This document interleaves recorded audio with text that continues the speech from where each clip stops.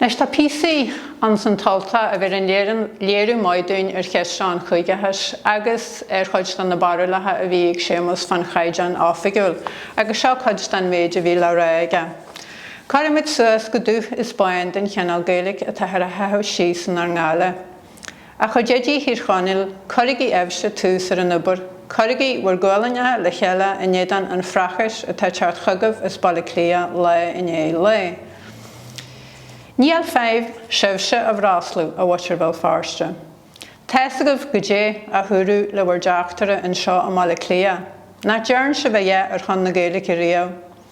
Tá sebhse ag troid go cruaí agus mór gúil le seoála. Tá sebhse tréice ag an tíl mhór, go neartí díasibh agus go goide se libh. Teasagah inis go dé an fáil a runniú áibh a ré libh. Agus ar náid tá cheist an grísa seo i ggéirí a ríis agus a ríis eile, agus tá písa eile ag ar a tUltach níos uidean an, agus deir se. Tá drábháil ar éireann snamalathir, ní abraithe duine ar bí a bhfuil béin aige ar an éireanne nachmháil. Tá sí géire an a ga chuid, tá léon agus leatram, anró agus acras an si. Agus tá chudmhór daoine a caiiliú an bhisní agus an dáthas a bhíontas na blianta gláirhre a chuid thart. Tá an dlí cruaí ar an Gaeilge, tá sé ionta cruaí áirthaí ans na sé chundaid.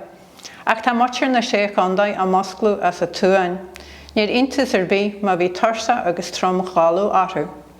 Carú ceangal na gcuig gaol áthú agus badéalaí dí fan mar an 8 bheith acu táiseat a go bur a ríist. Ach san am chearna tá sé de mosclú, tá sé de chur cás ar an nubair a ríist an an nuache. Tá súlagan go nibrethe siad go cruaí leis an Gaeilge a chuirte ráis ar a díomh héin den chrí.